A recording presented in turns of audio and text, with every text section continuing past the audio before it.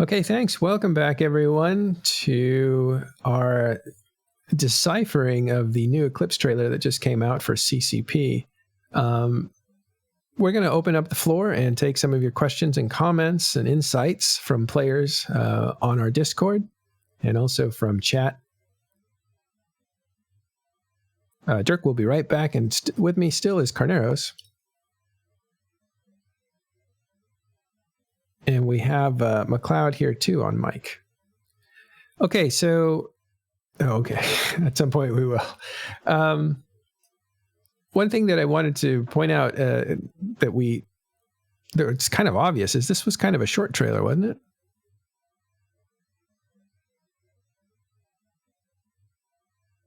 Most trailers are... Anyone know? What was the overall runtime? It was like 2 minutes, wasn't it? 1 minute 47? Oh, that is short. Yeah. What do they usually run? Like usually 220. So that one was 1 minute 48. The Origins is 346. Incursions was 204. Quantum Rise is 147. Prophecy is 347. The Invasion trailer was 3 minutes. Yeah, so it's on the shorter end. One of those shortest. Yeah, especially trailers. when you consider the first 20 to 30 seconds, where it's kind of just the walking. So, does that mean they're going to come out, do you think, because there's less work involved in a shorter trailer, because every minute is like hours of work, do you think they're going to do these every quarter? I think that even though this trailer is very short, you see a lot of new assets and a lot of work being put into that very short period of time. All of the planetary effects and the rocks and all that stuff is models that I think that one of the reasons why they used an Amarian city, for example, is because they've already built Amarian cities in, say, the Amar Championship trailer and a few other places, which even then they said that they reused assets to make that video. So I think that one of the big constraints here is just how much throughput the video team have to make new assets and to demonstrate what is coming.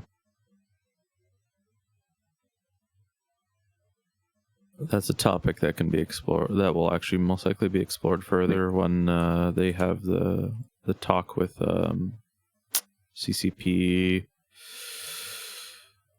I forget the one who does the CCP Loki. Is that it? Yeah. I think he does some of the trailer work. So.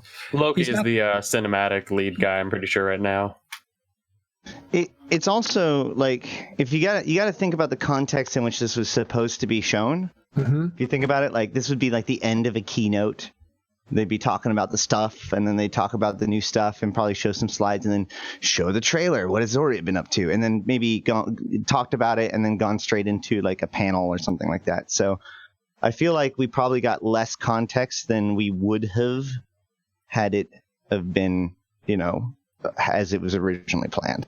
I think that something that CCP said on their stream a couple weeks ago was that they would be releasing little video clips as well with this over the next couple of weeks in place of FanFest. So I think that after seeing this, that either on their stream or either through some of the scope videos and stuff like that, we'll see some other little tidbits of stuff coming out over the next couple of weeks following this video and explaining some of the things that we saw in it. Well, this is somewhat unrelated, but it's also worth noting that CCP just made a very dramatic change to the MPE, the new player experience. Now, when a new player starts up, they get no UI whatsoever. The story is that their ship has been taken offline, and that Aura, and that's why they don't remember anything. And Aura slowly but surely brings system by system online, introducing the player to each UI element. But this kind of goes into the idea that CCP has talked about moving the new player experience over to allowing us to kind of experience in more of a generic way, and then potentially lead into joining your faction later in your experience.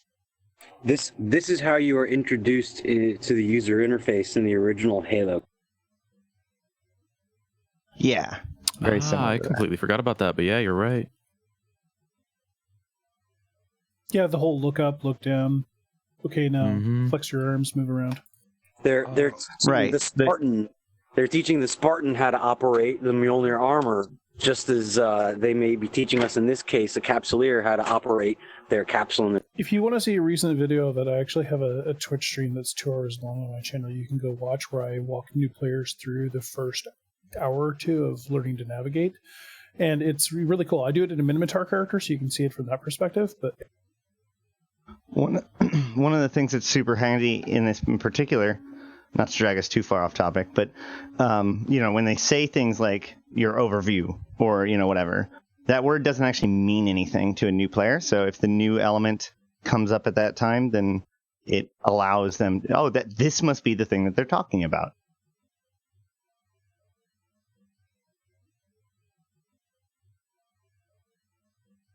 can I ask a sideways question? We know that Triglavians are modifying space, and we know they've already brought 3 new common ores in their incursion systems, which people have been mining. What are the names of those ores again? They're Talisonite? Rakovine, and Abesnacine. Correct.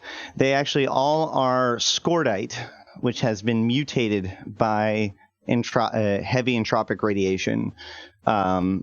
Specifically, Racnavine looks very similar to the rocks that we see in the trailer, with that silver glinty geometrical shape and black angry spikes. I would just like to point out that those spikes were growing as the trailer was happening, as Zoriel was walking across the surface.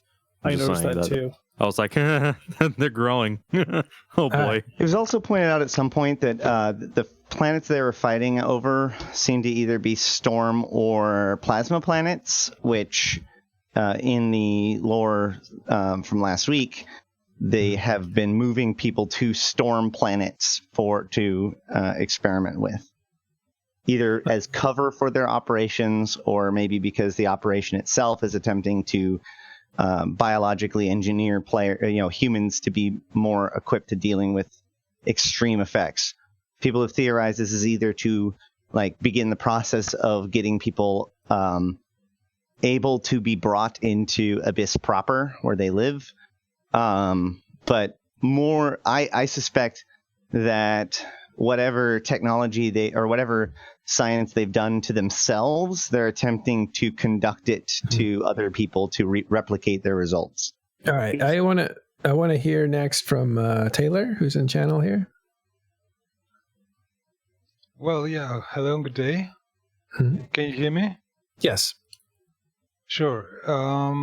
First things first. I don't know how much you're into the history of Eve and following that over the years. Connecting to the video itself. Back in the day, I know when Jovian Space, that region in Eve, which is not connected to the rest of the universe, has its own working Stargate network.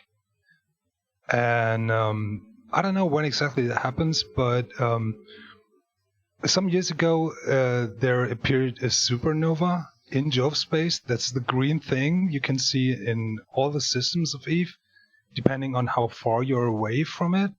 A bit larger or a bit smaller, but that supernova caused the Stargate network and the Jovian Space to collapse.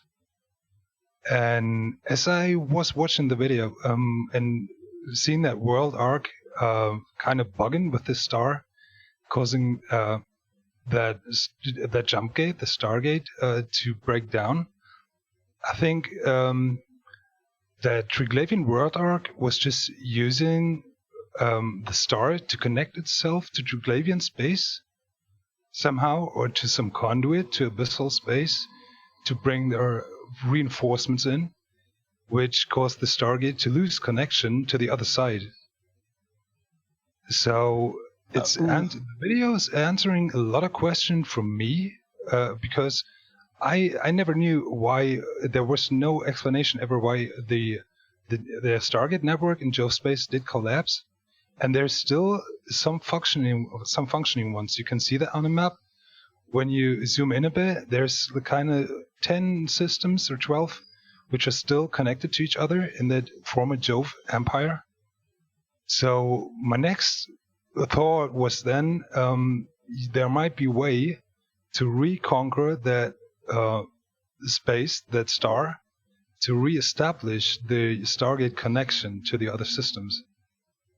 So it's answering a lot of questions for me and bringing some new up.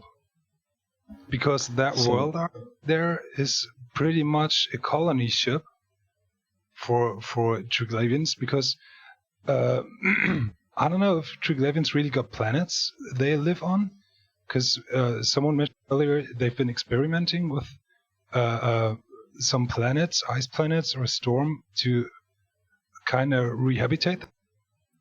But I personally believe really that World Arc ship is trying to use the power from the star to connect to Triglavian space, and like a jump drive would do on a Titan or a Star, and that's why the Empire Stargate to the Galantis base you see in the video is losing connection and shutting down. Right. So in the Stellar Accelerator site, the description says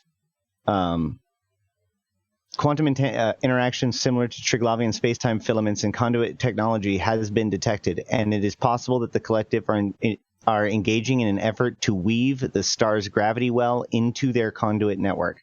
The prospect of the Triglavians incorporating the system into their domains cannot be ruled out, and merits a forceful counteraction by New Aiden's defenders. Which brings us to an interesting point, which is the fact that they call the Triglavian stellar items the stellar accelerators, and the term accelerator have been often used for some sort of gate, like this Triglavian conduit accelerator, which would be or just normal ship accelerators. So the Triglavian conduits that they open up, the actual gates that they have, uses 3 singularities as a point of reference to open the gate. So one of the long-term wildest theories that people have had is that they may be attempting to turn 3 stars into some sort of super gate.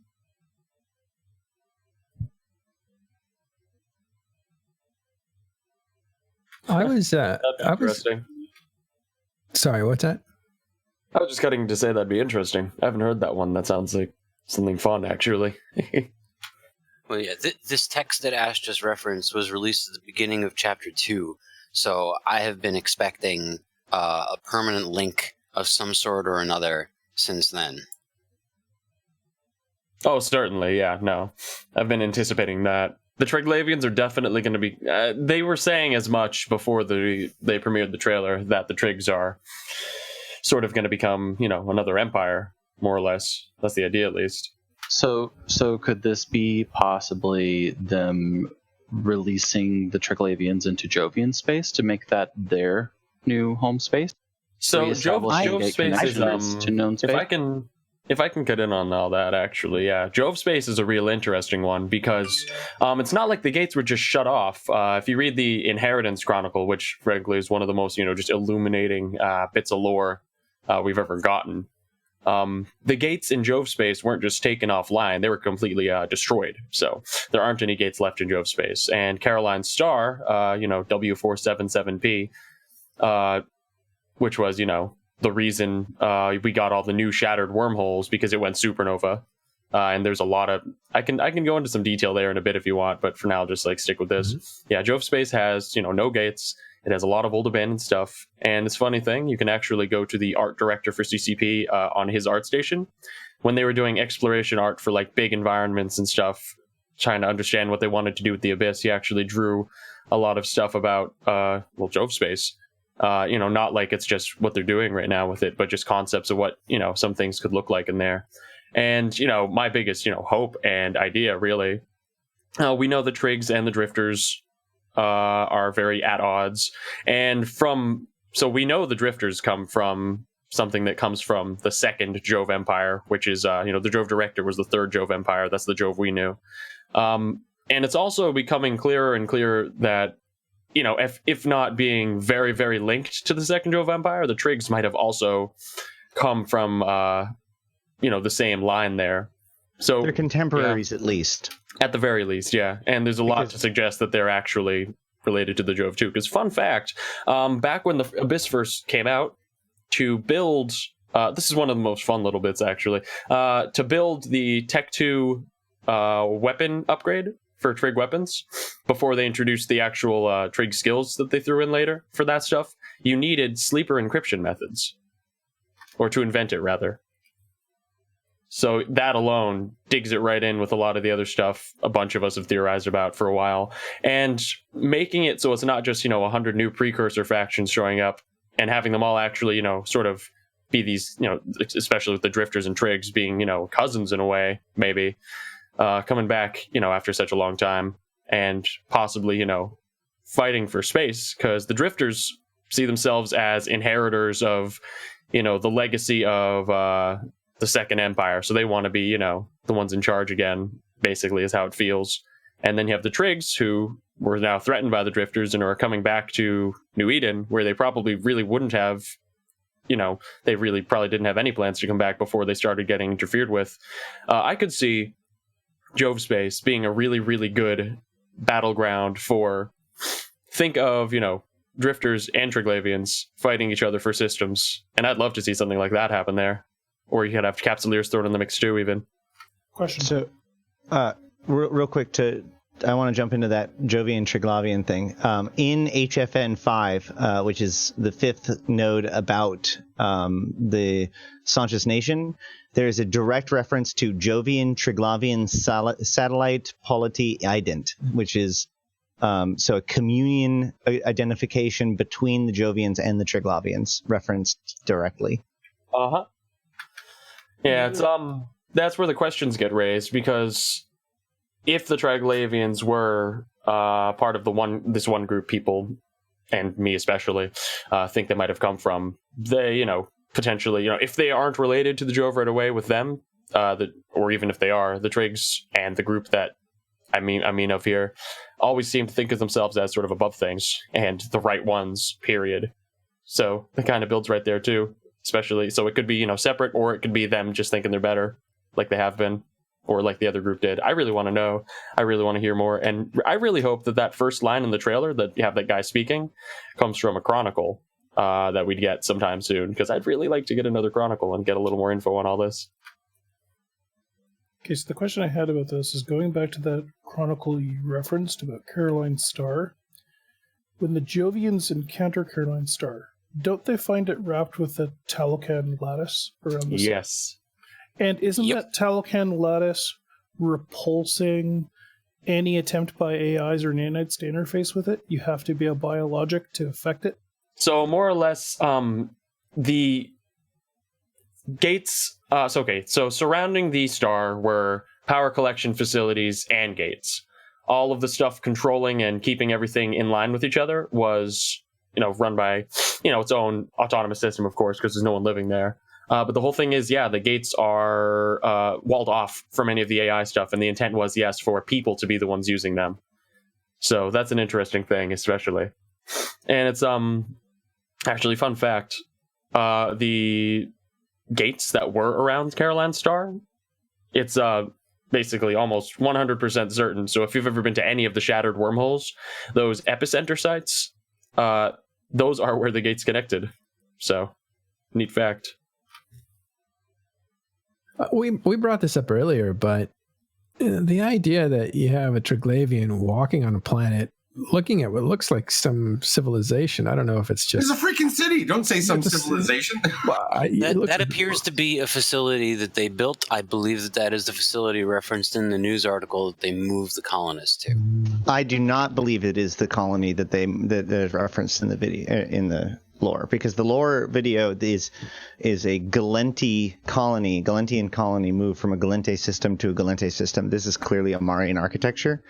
They do reference the fact that there are other colonies that have been moved and have been found by Concord, but we don't have any information about that.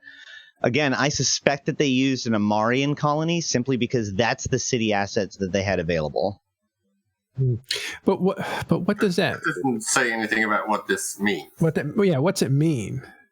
Well, basically, you have the Trigs are, or have been, I guess, in a few instances already, taken colonies worth of people, moved them to places they've constructed on really hostile planets and stuff, like storm planets and things like that. And they're trying to adapt the people to the environment, basically, and see, how they can change them to make them survive, say, something closer to how the Abyss is, so that's how they live. So that's maybe an outpost of kidnapped people. Exactly. Yeah, well, I think that's the outpost before it got kidnapped. Because you see those rocks all growing out of the ground. They're obviously just showing up there. So, again, what does that mean? Or is it just decorum? Is it just decoration? Or is it actually something that's going to have an effect on my PI? Or is it a teaser for what's upcoming in the new MMO that they're building? What does it mean? Yeah, that's also something. It could mean all of those things, or none of them. Who knows? We simply don't know yet. That's the biggest thing. We don't have any information about how they might change things. I could imagine some PI stuff might get affected in systems where they do this. And then you have, of course, like you just mentioned, and I tweeted about this, I think, last week too, CCP with their FPS MMO, which we now know to be what they're redeveloping what was Project Nova into.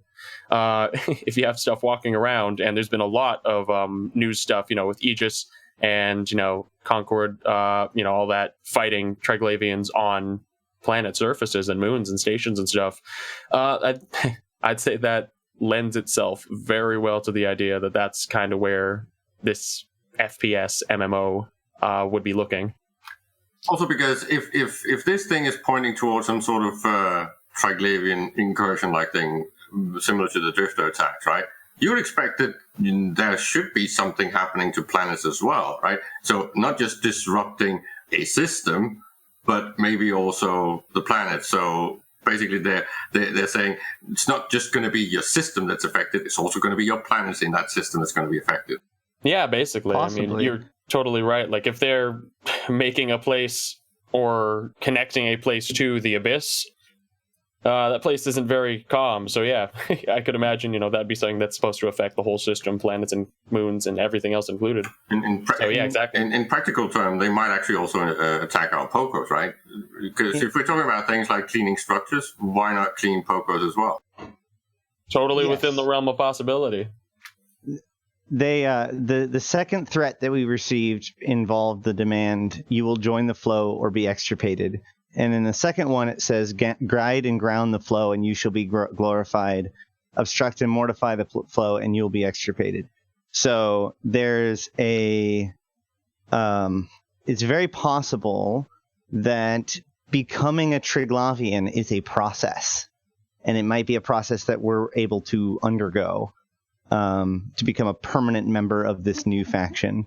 And that's what they're experimenting on, is turning people into what they are. That still sounds like something very deep into the future. I'm very curious about what can we actually expect from these changes now. It looks like it's a fairly sizable patch called Eclipse, right? Well, 3-month period of time, yeah. Because this is the entire quadrant. Because we know that they are doing all the fixing and tweaking and rebalancing underneath the hood. But this is actually new stuff, right? And it looks like it's going to be some reuse of many of the things that we've seen for the past 2 years, right? Drifter attacks, blackout, all of these forward operating base designs, all of these things are kind of being put into an actual patch that has a name, a theme, and some meaningful connection to the lore. Yeah, right. in ways, yeah. But at the same time, the whole thing this seems to be building into is, okay, there's going to be an entire new empire, more or less, and they're going to have space, and how they get that space and what they do and where that is and blah, blah, blah, all these other things built, coming right from what CCP Burger has talked about in the past, is we are going to affect it. So depending on what we do, probably, some things are going to happen no matter what. They're absolutely going to show up and do their thing. But where they end up settling and some permanent, long-lasting changes, I think, are going to be affected by who's fighting for who. Like, Capsuleers, are they helping the Trigs here, or are they helping Concord here? And, who wins? Did we also talk about... I think that what's really important is what CCP Affinity was trying to say, not Affinity, Mimic was trying to say prior to the trailer release. She was talking a lot about new opportunities, new sites, new events. She struggled because she kept using quote unquote developer talk, but it sounded to me like a whole bunch of new kind of encounters and experimenting with different things, different ways to engage with this content. Permanent consequence. Did we almost like a standing based thing, right? Where you will actually make decisions when you engage with these things that pretty much makes you choose side in this thing. Did we talk about the title Eclipse? I think we did bring it up during the first part of the show, but Eclipse, are we talking about that sun changing from blue to red, you think? More or less, yeah. If you want to take it very at face value, the Triglavians are literally, eclipsing the star. Is there a subtext version of Eclipse? It's a mini blackout. They're going to close systems off one by one, pretty much like the Drifter attacks. I'm just wondering how they're going to do that and which systems are going to be affected. Is it going to be only null? Is it going to be null and low sec? Is there going to be high sec versions of this? And I think how high sec many is definitely... HiSec is definitely going to be a major part of this, I think. I hope it's going to be all space, definitely. Well. I would certainly hope so also, yeah. The fact that they're using the name, like the word Eclipse, kind of, that always brings like a dark foreboding kind of feel. Like it's always been like from an ancient sort of standpoint, eclipses are always like dark and foreboding, right? Well, it ties in directly to what they're saying at the very beginning, right? Yeah. Where now this shadow has fallen over the land.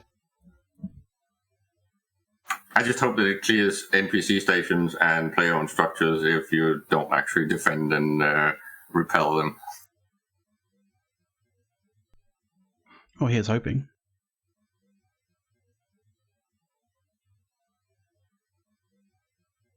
But again, I want to stress that this is a quadrant, not an expansion. So this is going to be at least 3 distinct and probably themed patches.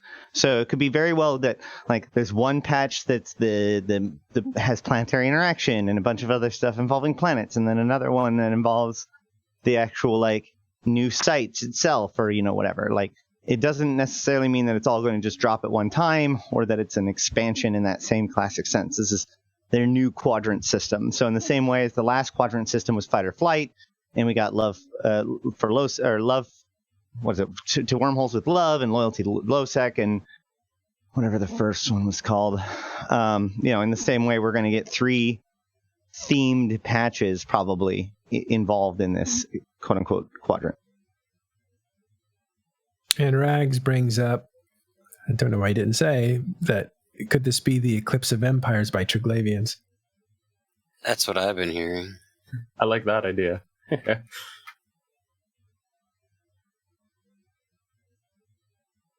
So I was trying to get this out, but it was a little awkward with the scale of 1 to 10. But how hyped does this have you, Uriel, and Ashtarothi? You guys are people who pay attention to lore. I'm excited, really. Like this this has me excited. I think they were super duper trying to hype this trailer alone up because, obviously they can't have FanFest now and the keynotes and the presentations and everything to say what they're doing. But I think they did a pretty good job of still getting people excited with what they see in this trailer. Well, I think there was a little bit for everybody, sort of. Like, there's definitely a lot of lore implications that were going to work for you guys and get you excited about some of the deeper meanings of what's going on in the backstory of EVE Online. But for players, I think what CCP was excited about was maybe that new Upwell ship and the what looks like a subcap version of a Doomsday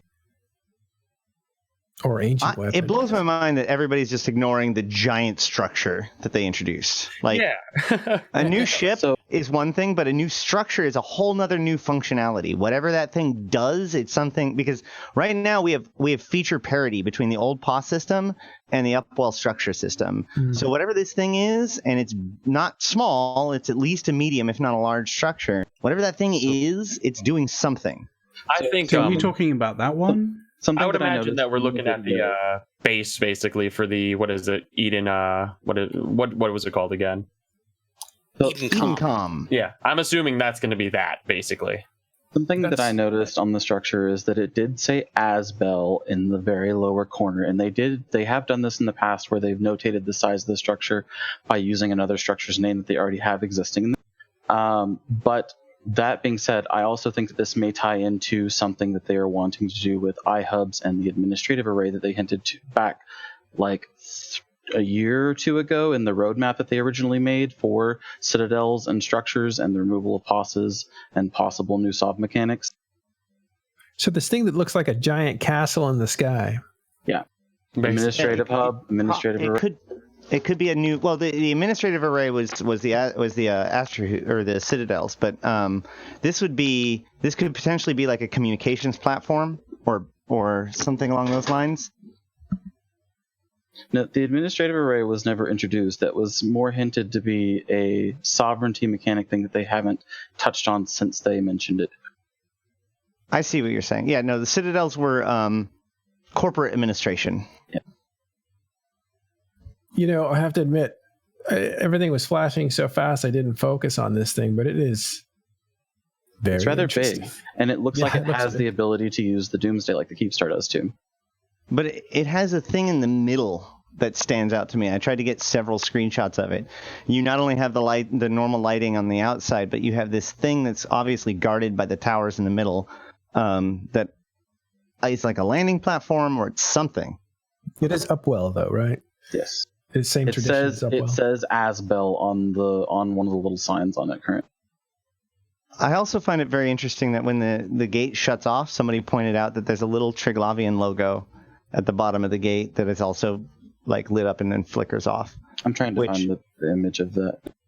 Under normal conditions, I would think that maybe CCP was just trying to like recreate the thing in space, and that was like part of the whole thing. But this is a pre-rendered video, so you'd think that meant that they put it there in semi-intentionally. Yeah, I apologize for not focusing in on this structure. I just missed it. Yeah, like I said, I mean, a new ship with a new gun is cool and is going to be a fun toy to play with, but new functionality and structures will change the way. Like the thing is that they've been practicing weather, they've been experimenting with weather, and they have these structures that deploy weather. So it only makes sense that at some point they grant us the ability to project effects into our systems how we choose. I linked the two images that I saw. That one of them that says the Asbel on it in the bottom left-hand corner. Right. What is the? Okay, and so we see evidence of the Doomsday style weapon.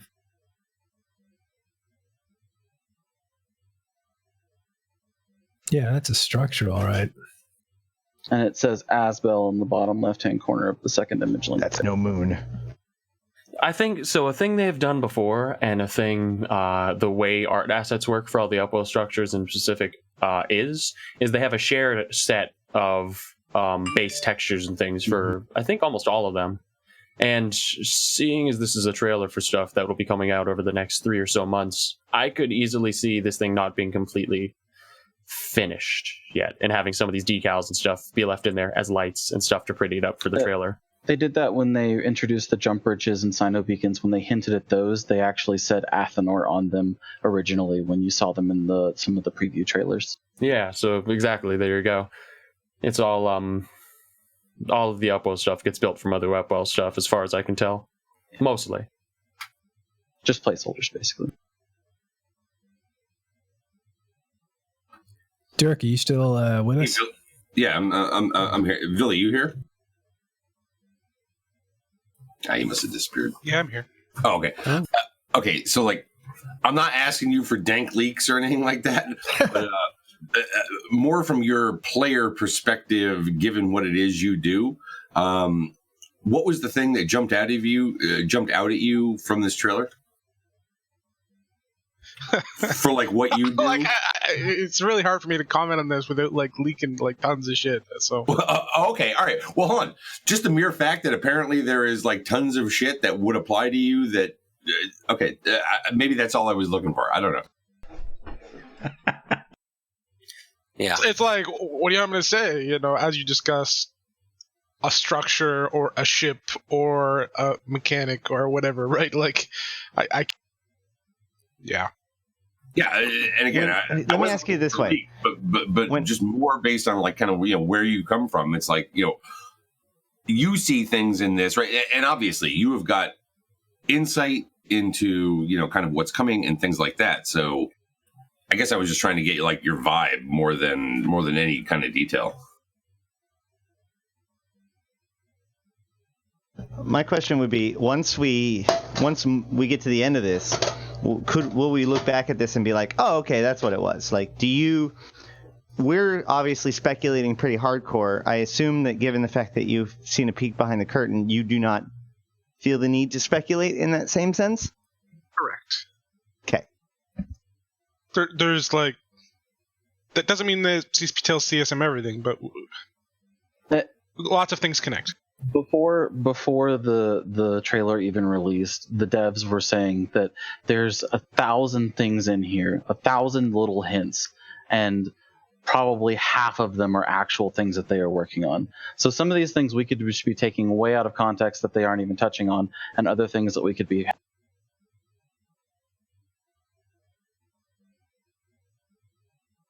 And that was directly from Fozzie and Rise in their little commentary just before the bit. I think we need to scour this video and find all those little ones, like the Asbel label on that structure. Mm-hmm. Also, someone also pointed out that there seems to be maybe another structure in the background of the new structure. 1 second, I'll find the screenshot that I saw. Yeah, I see that too. One of the things that was pointed out that I find probably is one of those things that goes largely unnoticed and will eventually be super important is that the stellar accelerator, when it shoots whatever it's shooting, it shoots through the solar panel that's in the foreground. Yeah, they got me. That's interesting. Yeah, and that solar panel specifically is very Triglavian in design. It's the same kind of solar panels that you would see on the accelerator itself. So it suggests that there might be some sort of maybe Dyson lattice on the planet that they're shooting, or the sun that they're shooting at. Hard to tell.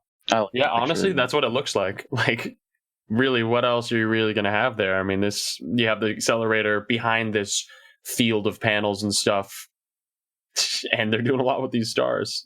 And then one of the interesting, I think it's pretty neat also how the beam it shoots when you see it sort of coalesce before it shoots. It's using like the same effect for the singularity coalescing that you saw with the Zordazes in the Abyss back when they were still being built, which was neat. Additionally, going back to something that Uriel and I have been talking about, elsewhere, because I've been trying to make a series of videos that discusses the background to all of this stuff. And one of the things that was pointed out is that in Inheritance, they say that there was likely multiple Dyson lattices. The W477 TAC-P was only one of the Talican gate network points of interest. And specifically, it is likely that the sleepers did not travel to sleeper space from W477 TAC-P, but rather found a different Dyson lattice to activate. So it doesn't even have to be a Dyson lattice. I mean, just other wormhole gates. Because, we know that the wormhole network... So if we're jumping into lore stuff, the sleepers went to wormhole space to escape from the other Jove of the second Jove Empire who were chasing them because the Jove disease showed up, which kills them all eventually, depression and all. And all the rest of the Jove thought that, hey, these guys should be able to fix this. And when they couldn't, they got angry and basically went after them, and then the sleepers left New Eden completely. Right. Yeah. So where was I going from there? My point is that they're in Inheritance. They specifically refer to other potential gate points, and in the newest world news, they describe that there's other colonies that have been kidnapped or points of interest. Planets that have been fought over. Oh, yeah, so exactly. The idea that they might expose one of these other locations for us. So now we've seen the after effects over here, and now we can see it happening in a different place. Yeah. I get the feeling that if they have another one of those types of things show up, it'll never be in a system we already have. I mean, unless the Trigs build one, That's true, yeah.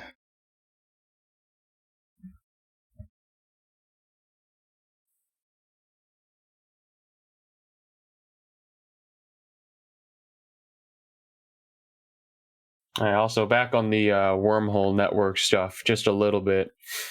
The idea definitely seems to be that the sleepers closed the doors behind them, and that's why we didn't have until Apocrypha any way to enter wormhole space, save for obviously secretly W477P, the lattice there.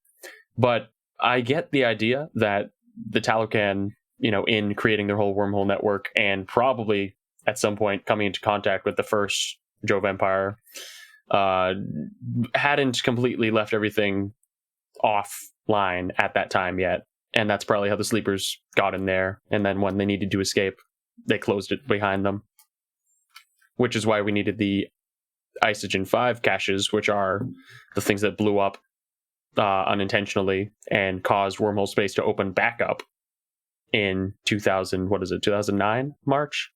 Yeah, unintentionally is a bit of a stretch, but sure.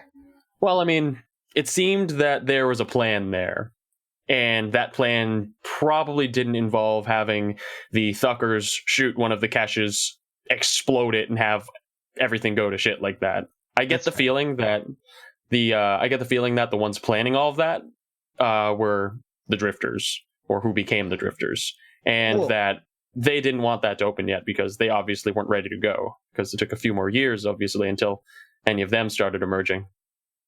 It is worth noting that Isogen 5 explicitly releases a type of energy that is the exact kind of energy that is used to create wormholes. Exactly, right? Yeah. It wasn't just a normal explosion. It is a specific kind of energy that has the capability of ripping holes through space-time. And that's why we had these. So it's funny that the Templar 1 novel and Empyrean Age, while talking about all this Terran stuff, in quotation marks, I'll say, the only things of that we see in the game are, in fact, Talocan.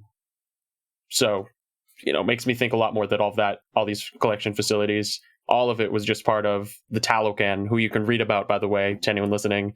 The Inheritance Chronicle talks a lot about all of this. It's all part of their network, basically, is how I see it. And that is what was needed to kickstart the network opening up again. The wormhole network was what happened at Apocrypha. It's also worth noting that the use of the super weapon and putting it into play was no accident.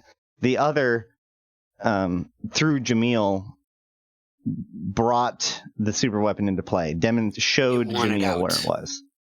Yeah, basically, yeah. It found that it knew where the tech was somehow, because I guess, if you have information from the sleepers, where some much older stuff might be. They got that, they built the super weapon, and they had that.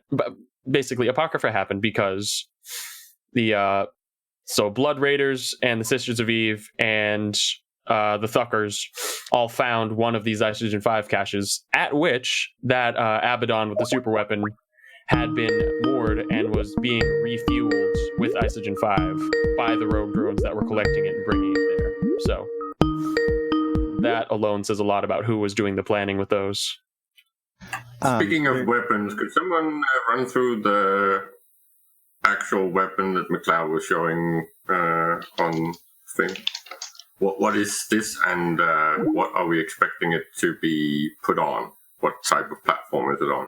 Sorry, which weapon do you mean? The one from the trailer? The one that chains. Yeah. The Arcing Voltron. So yeah, that more or less does seem to, given the ship looks to be an Upwell ship, fun enough. Definitely looks like it's just a miniaturized version of the Keepstar Doomsday, the Arcing Vorton projector, which would bounce, basically. But that one bounces based on mass, right? To my knowledge, yes.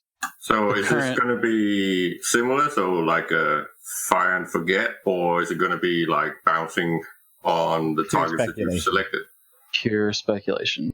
Like, if you would expect it to work as similar as the one that we currently know, so based on mass, but it could be one that's targeted towards smaller masses instead of larger masses. So it could be something that's anti-frigate and destroyer class ships and stuff like that, instead of the anti-capital and larger mass.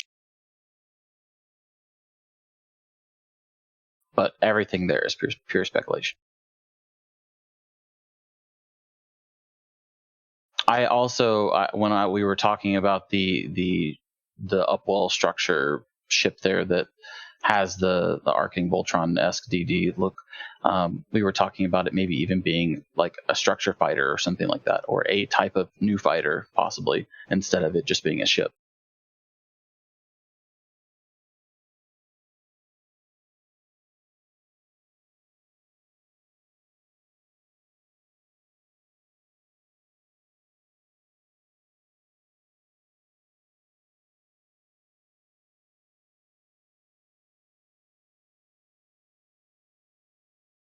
So what's the tally at? How many new ships do we suspect are on the horizon?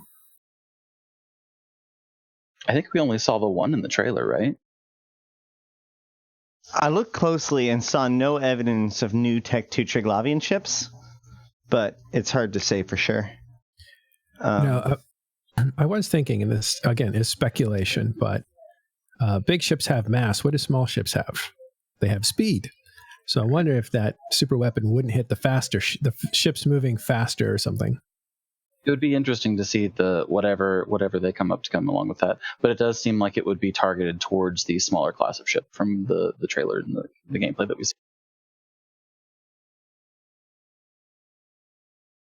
All right. What would a weapon like that mean to the meta if it was actually utilized in fleets? Just curious.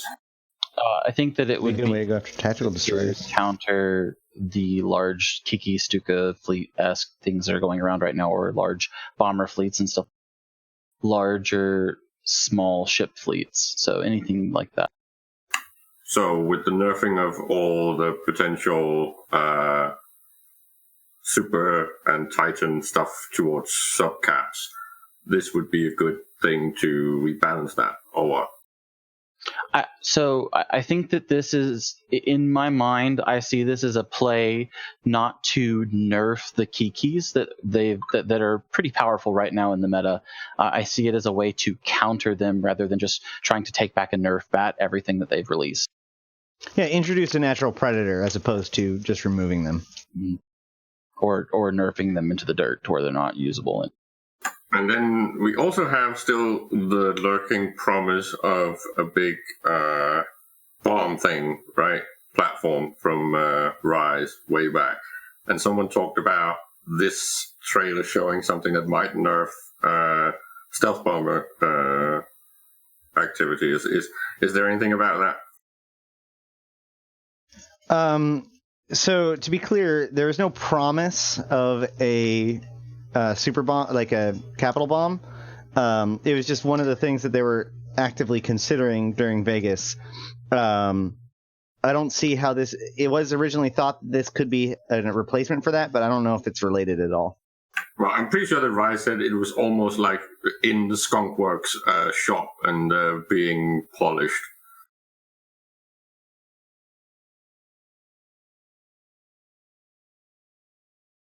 I don't know about that. Last time I heard was they didn't even know what ship type they wanted to put it on, if any. Well, that's the thing with most things in EU. You can always put it on any ship until you create the restrictions. # can I please have one of those cockroaches? Best ship in the game. Doomsday on a frigate. It's actually a shuttle size, right? Someone in Twitch chat's asking the name of the system that's from the Minmatar to Galente High Sec. I forgot the name of it. BEI.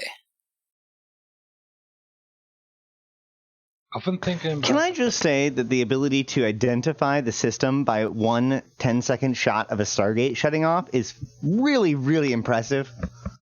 I mean, do you realize that there was 6,000 people watching that trailer all at the same time, picking every little piece that they could out of it. So I'm sure someone lives in or around that system and realizes, hey, that's really familiar. And I mean, there's only one. Yeah. I mean, I don't want to undercut Baleful Dysnomia because I just know that she's super obsessed with MR and she seemed to identify it right away. So kudos to that. Well, it appears to me that those small ships with the super weapon there could be some sort of new structure-based heavy fighters. Possibly. That's why I mentioned it even when we were talking about it earlier before. Any kind of a structure fighter or a new Upwell ship, possibly. You said it had an Upwell skin, right? Do what now? You say that it almost has an Upwell-based skin on it. Yeah, it looks exactly like the Enforcer or the Pacifier skins that are based on those ships. That's why everyone thought ship at first, but it's still a possibility that it could be a fighter or anything like that still. So hold on, in the video, I don't want to get this confused because it cuts from the new ship to a pacifier.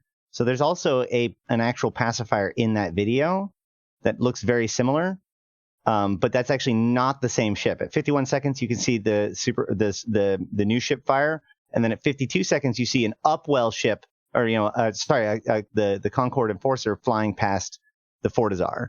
So, but those are two clearly different ships. Yeah, that new one seems to be inspired by Kikimora when it comes up to design. It looks so much like a Draugr and like a Blackbird had a baby. Yeah, right. I almost saw like a Jackdaw-esque things coming off the top and bottom, like the antenna that you see on those ships. That's kind of what it reminded me of, like a mix between a Jackdaw, like a Tech 3 destroyer and or Tier 3 destroyer and maybe the Pacifier or something, like a mix. Maybe it will be a Tier 3 Concorde or Tech 3. No, like a Tech 3 destroyer, like the Jackdaw, the modular destroyers. I'm particularly curious about what, in what context we're going to see the World Arc again. We were promised that it would be back. It was in Chapter 1. It was gone from Chapter 2, and now here it is again in Chapter 3. And it seems pretty freaking back to me. Oh, it's back. I want to know if how we're going to get to interact with it. Well, this goes back to what CCP Mimic was saying. Like, it sounded to me like more dungeons, more encounters, more different sites to run and do. Yeah, I fully expect more, new sites, obviously, but we don't know in what capacity this particular vessel will appear.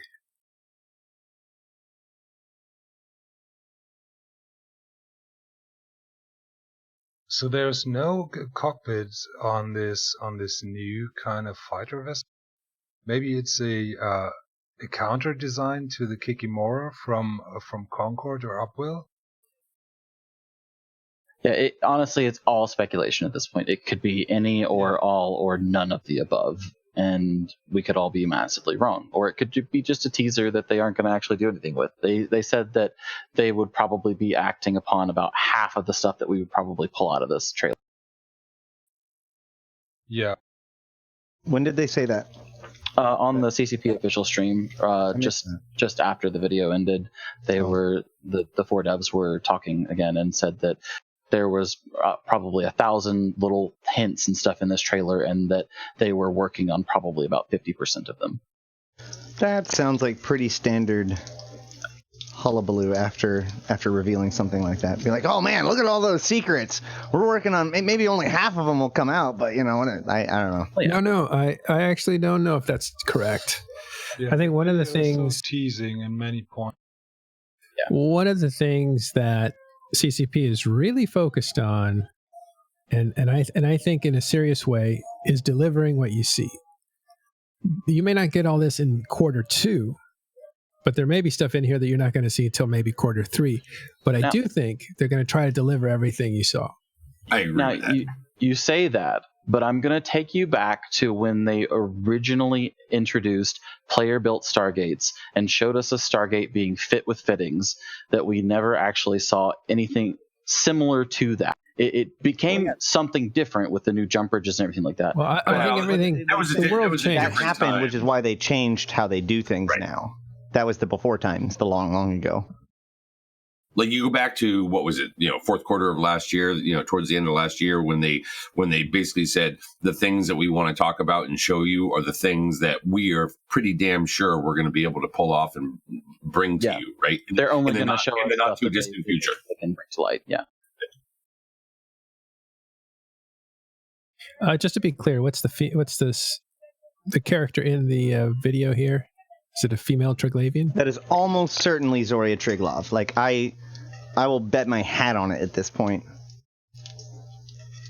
Might be Kreshnik, but almost certainly Zoria. It is worth noting that I do not believe that we see any player-operated Triglavian vessels in this video, not Tech 1 or 2.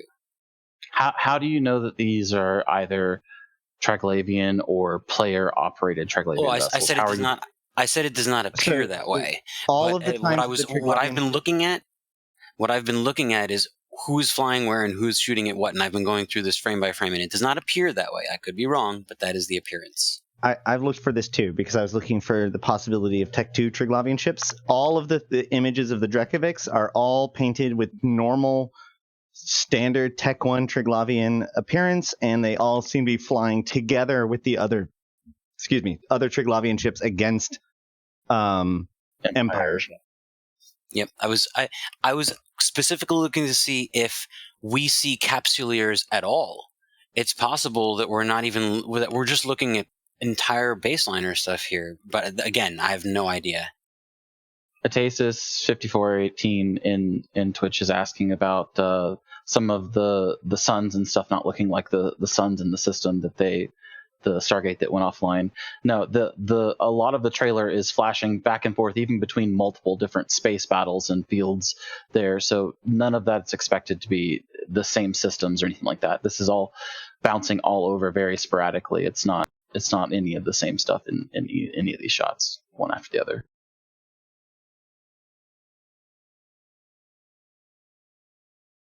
Yesterday we were speculating on this trailer. Does it represent a trailer every quarter? Was this a FanFest trailer to last all year long? I think that this would have been the opening trailer at FanFest had there been a FanFest this year, yes.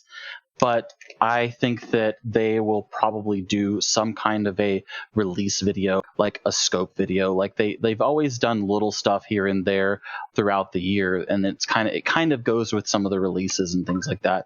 I think that they will continue that throughout even quarter 3 and quarter 4 this year. Feels a little bit short for a FanFest thing, doesn't it?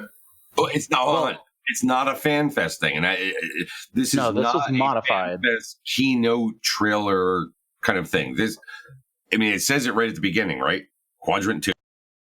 Yeah, this is definitely something that they modified after the whole we are having to cancel FanFest and everything. But I think it's based in what they would have started at FanFest and going through some of the keynotes and stuff like that at FanFest. This is probably what some of the stuff that they were going to talk about and start to hint at FanFest, just like they did in Vegas this past year when they did the intro video and you saw the Triglavian Dread come through and everyone's, oh no, we'll never see that thing. That's just going to be, for the lore and everything like that. And then later on in the keynotes, we see the Triglavian Dread get announced and some of the stats and stuff like that come out for it. Yeah, so the thing that they add in the front or in the end of the proper presentations at FanFest. I think it's also notable that the colony that was abducted and moved was relocated to a storm planet, and what we are looking at is clearly an ice planet, which means that they're not simply focusing on one kind of planet. Yeah, but everything there seemed to be a Mar, though, in the shape and like the nature of the stations and stuff. Sure, I'm just referring to the fact that they're not doubling down on a single environment. It's not like, oh, we need storm planets, and that's what we're working on. Not at all. It looks like they're going all over the place. Well, I would expect them to need all of them, to be fair, right? Of course. And they're just adapting them to their survival and the environments. And I think that... Go ahead. Well, just like terraforming them for their purpose, right? Yeah. Classic trope. I think another thing that... They're more changing the people than the planets. I think that they seem to be changing the planet too. I mean, they seem to be that they're changing the Racnavine or whatever rock was growing on the planet, but that just could be a result of the radiation. Mm-hmm. I think that even from the nature of the video, the sporadicness of it, the jumping around from battle to planet to different system to all these different things at once, that it shows that they are mass scale all over the place on this. It's not just focused on one certain thing or one certain place. So another thing I wanted to mention is we definitely see 40s out there where the Enforcer is joining the scene. Mm-hmm. So I think that's definitely kind of capsuleer content as well, and at least supposed to be. And this, I wonder where this other structure. You see this new structure there for about 1 second in the video, and it appears to look like an Astrahaus upgraded, but I wonder where this would fit in size-wise. We got 40 we got Keepstar, we got Sotillo, and this one appears really massive to me. I think that under construction one. I think that the note of Asbel specifically in some of the other images that you see denotes that this is like hinting at a large sized structure, not an extra large sized structure. And it may be just some of the cinematic plays and stuff like that in the video that you're seeing, because like even just now on the stream, you're looking at the Zenitra versus next to an Avatar, and the Zenitra looks absolutely massive compared to that. I have two high possibilities for that structure. One would be like the comms tower that could potentially project weather effects into the system, but also it could also, if it is smaller than we think it is, they have talked about creating a smaller scale upwell functionality, but that does seem like for deploying structure to replace POSs. Right. But this does not look like that. This looks closer to like some sort of centralized hub for communication or something along those lines. The observation array or something. Definitely something up well, though, for sure.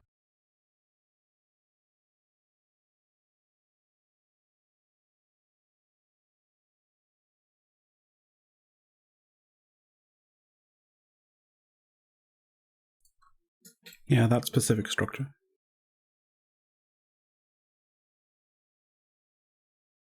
It has a very upwell look to it.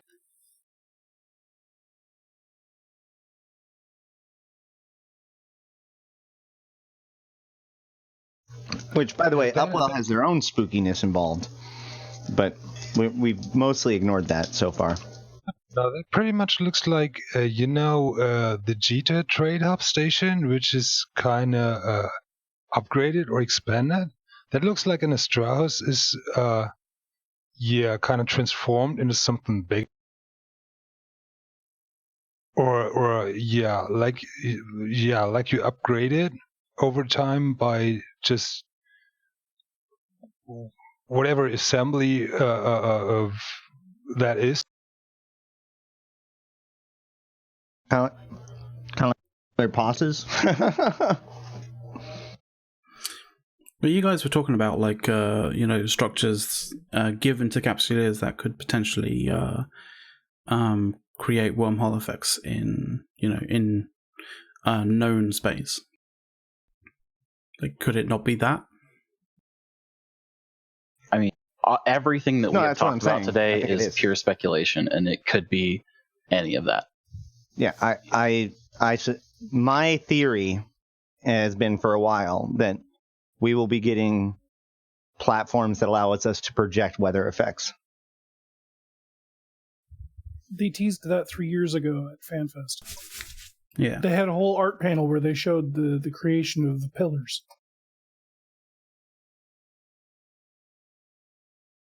So I think we've covered this, but I see a Zenitra shooting through some kind of shield or something. Oh, that lattice. That's not a Zenitra. That's the stellar accelerator. Oh, that's yeah.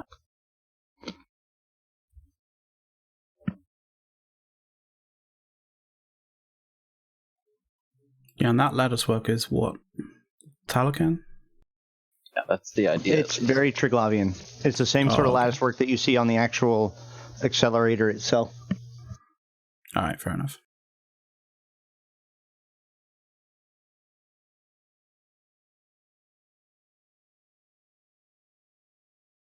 The Talican are gray and almost like Caldari gray, but smoother. In wormhole space, Darker. A lot of the sites that you go to will have Talican wrecks or Talican wreckage. The static gates that you sometimes see are very Talican in nature. Oh, okay. Okay, I finally got a good look at the trailer. The Polaris frigate is also very Talican in design.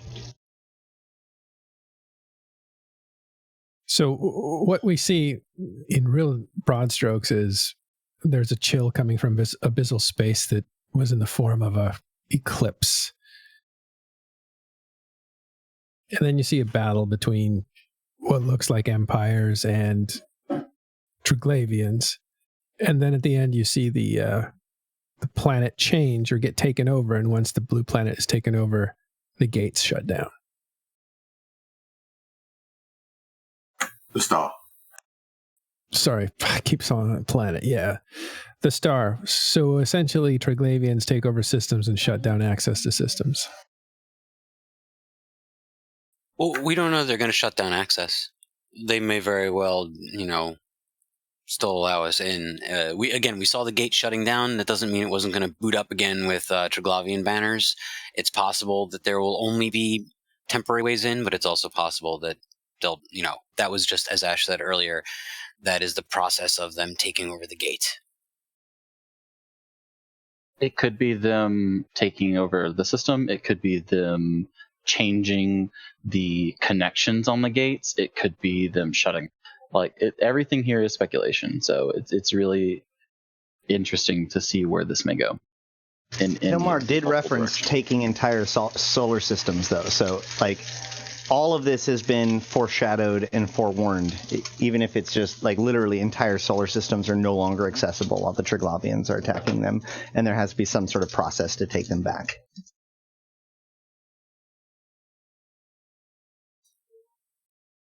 Well, I mean, can it be Triglavians taking over space? Did we float that? Yes, this could be Triglavian sovereignty. Yeah. Absolutely. Yeah. Another thing that we threw around when we were talking about the Triglavians taking Sov is that this could be the gates being shut off and rearranged so that the Triglavians can point the gates towards their own space or some type of space that they're going to call their own, whether it be abyssal space or new systems that are introduced into the game or any.